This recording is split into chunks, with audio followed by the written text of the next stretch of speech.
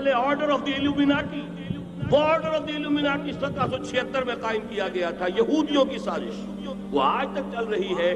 آج بھی یہودی ہے کہ جو اسلام کا خاتمہ اور مسلمانوں کو اپنے کمی کاری بنانے کے لیے ایک پورے ورلڈ آرڈر کا نقشہ بنا کر آ چکے ہیں، اور آج در حقیقت آپ کا اصل دشمن، میں بالکل اتفاق کرتا ہوں مولانا سے، اصل دشمن نمبر 1 میرے اور آپ کے اندر موجود ہے، میرا اور آپ کا نفس۔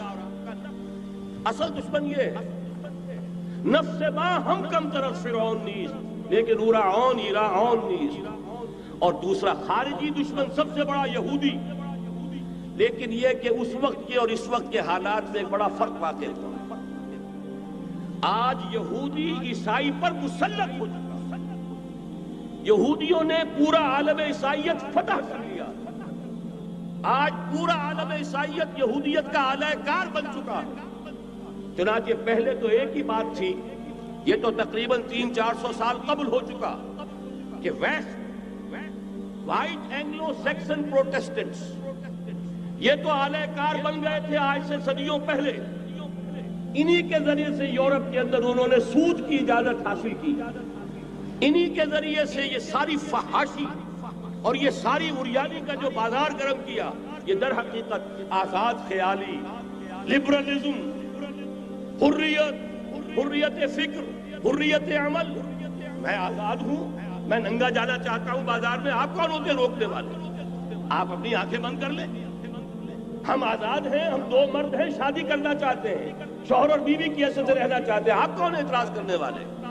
یہ سارا یہود کی سازش۔ اور آپ کو معلوم ہونا چاہیے جب تک پوپ کا کنٹرول تھا یورپ پر، یعنی ابھی کیتھولک جو عیسائیت ہے وہ غالب تھی، اس وقت تک پورے یورپ میں سود حرام تھا، کہیں انٹرسٹ کا کاروبار نہیں ہو سکتا تھا۔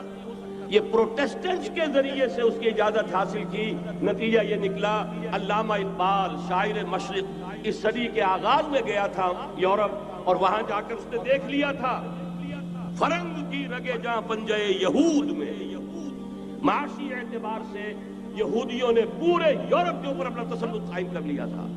اور یہ یہودی کون تھے؟ Rothschilds, Goldsmiths. بہرحال مجھے جو دوسری بات کہنی تھی وہ یہ کہ یریدون لیطفئوا نور اللہ بافواہہم، اس وقت بھی یہودی تھا، آج بھی یہودی، لیکن فرق یہ واقع ہوا ہے کہ اس وقت یہودی کے کنٹرول میں عیسائی نہیں تھے، بلکہ 1200 برس تک یہودیوں کے اوپر ظلم و ستم بلکہ ہوتا رہا عیسائیوں کے ہاتھوں، پورے یورپ میں پرسیکیوٹڈ تھے۔ انہیں اگر کہیں سہارا ملا مسلمانوں کے ذریعے سے اسپین میں ملا ہے۔ بن گوریان نے خود لکھا اپنی کتاب میں کہ ڈیورنگ دی ڈائسپورا، یہ ہمارا جو انتشار کا دور ہے 70 عیسوی سے جو شروع ہوا تھا، اس ڈائسپورا کے دوران our golden period is the period of Muslim Spain، ہمارا سنہری دور وہی ہے جو مسلمان ہسپانیہ کا دور ہے۔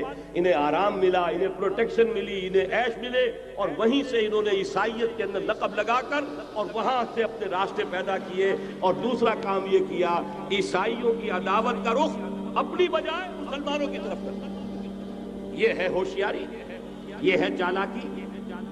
دشمنی تو ہے، اور دشمنی کے جذبات کو ادھر کے بجائے ادھر کر دو۔ انگریز کیا کر کے گیا تھا ہمارے ساتھ؟ یہ کشمیر کا مسئلہ کیوں پیدا ہوا؟ انگریز نے 200 برس یا کہیں 100 برس ہندوستان پر حکومت کی تھی، اور سابق حکمران کے خلاف نفرت ہوتی ہے۔ جب کوئی قوم آزاد ہوتی ہے اپنے سابق حکمرانوں کے خلاف نفرت ہوتی ہے۔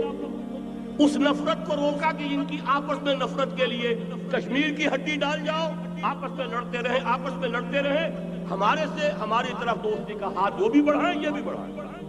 یہ بہت بڑی سازش تھی، ایسے ہی نہیں ہو گیا تھا، جان بوجھ کر مسئلہ پیدا کیا گیا کہ یہ پاکستانی بھی ہمارے دوست رہے، کامن ویلتھ میں رہے، یہ ہندوستان بھارت بھی ہمارا دوست رہے، کامن ویلتھ میں، آپس میں لڑے، دشمنی کا جتنا جذبہ ہے وہ آپس میں طے کر لیں، باقی ہمارے لیے دوستی ہی دوستی رہ جائے۔ بین ہی یہ کام یہود نے کیا عیسائیوں کا، جو کہ حضور کے زمانے میں اقربہم مودۃ للذین آمنوا، جو قریب ترین تھے محبت کے اعتبار سے، جن کے قرب کی ایک مثال یہ ہے کہ نجاشی رحمہ اللہ ایمان لے آئے، جن کے قرب کی ایک مثال یہ ہے، وہ وفد آیا تھا عیسائیوں کا، وَإِذَا سَمِعُوا مَا أُنزِلَ إِلَى الرَّسُولِ تَرَىٰ أَعْيُنَهُمْ تَفِيضُ مِنَ الدَّمْعِ، جب انہوں نے قرآن سنا ان کے آنکھوں سے آنسوؤں کی ندیاں روانہ ہو گئیں۔ جن کی ایک مثال یہ کہ مقوقس شاہ مصر، اس نے حضور کے ایلچی کا اعزاز کیا تھا اور وہاں سے ہدیے بھیجے تھے۔ جن کے قریب ہونے کی ایک نشانی یہ ہے کہ ہرقل چاہتا تھا کہ مسلمان ہو جائے، لیکن بس یہ کہ وہ حکومت اور سلطنت پاؤں کی بیڑی بن کر پڑی رہ گئی۔ چاہتا تھا پوری سلطنت مسلمان ہو جائے، جیسے کبھی پوری سلطنت عیسائی ہو گئی تھی کانسٹنٹائن کے زمانے میں۔ یہ کام ہو نہیں سکا، محروم ہو گیا۔ اس قدر قریب تھے یہ نصارہ محمد الرسول اللہ والذین معہ کے، لیکن یہ کہ آپ کو معلوم ہے 10ویں صدی عیسوی کے بعد سے وہ نفرت کا دھارا صلیبی جنگوں کی شکل میں عالم اسلام پر ٹوٹ پڑا، اور اس کے بعد حال ہی میں جو فتح انہوں نے حاصل کی، نوٹ کر لیجئے کہ جہاں تک پروٹیسٹنٹ مذہب کا تعلق ہے وہ تو پہلے سے ان کی جیب میں تھا۔ یہ ویسٹ کا لفظ آپ نے پڑھا ہوگا اور اخبارات میں آتا رہا خلیج کی جنگ کے دوران۔ ویسٹ ایک تو کہتے ہیں یہ بھیڑ جو کاٹ جاتی ہے منہ سوج جاتا ہے، ایک ویسٹ مخفف ہے، وائٹ اینگلو سیکسن پروٹیسٹنٹس۔ سب سے پہلے یہود نے انہیں شکار کیا، اپنا اعلی کار بنایا۔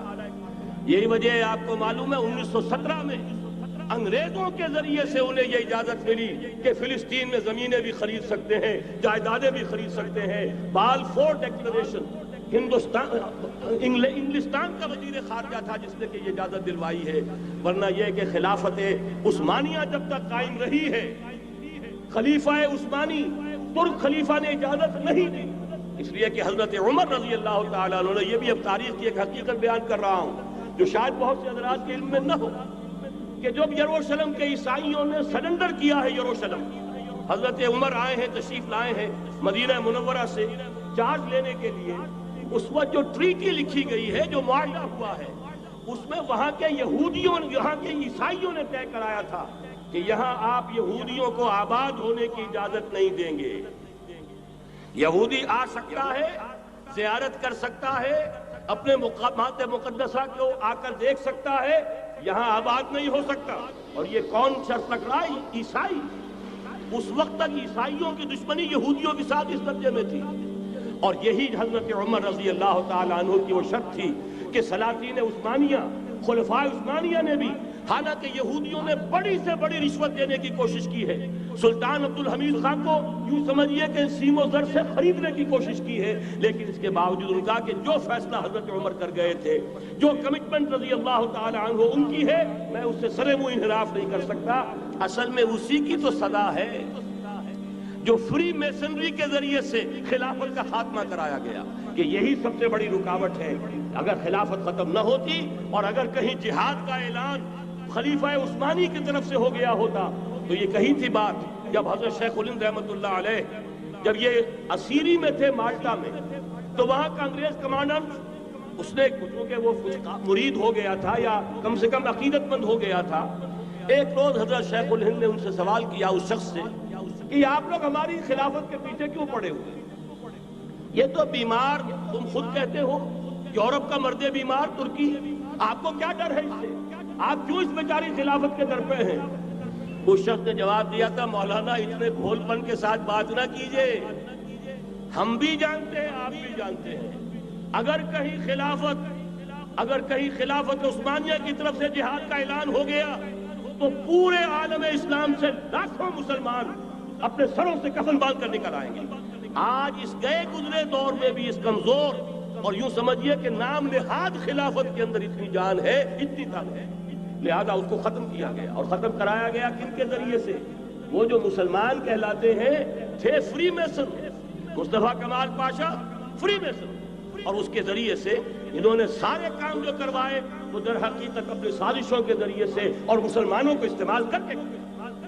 بہرحال بات لمبی ہو رہی ہے، پہلی بات تو یہ ہے کہ وہی نقشہ اس وقت کا آج بھی ہے جہاں تک یہودیوں کا تعلق ہے، لیکن فرق یہ واقع ہو گیا کہ اس وقت عیسائی یہودیوں کے تابع نہیں تھے، بلکہ عیسائیوں اور یہودیوں کے مابین دشمنی تھی۔ آج یہودی عیسائیوں پر مسلط ہو چکا ہے، فرنگ کی رگے جہاں پنجے یہود میں ہے، اور آج کے فرنگ کا لیڈر امریکہ ہے۔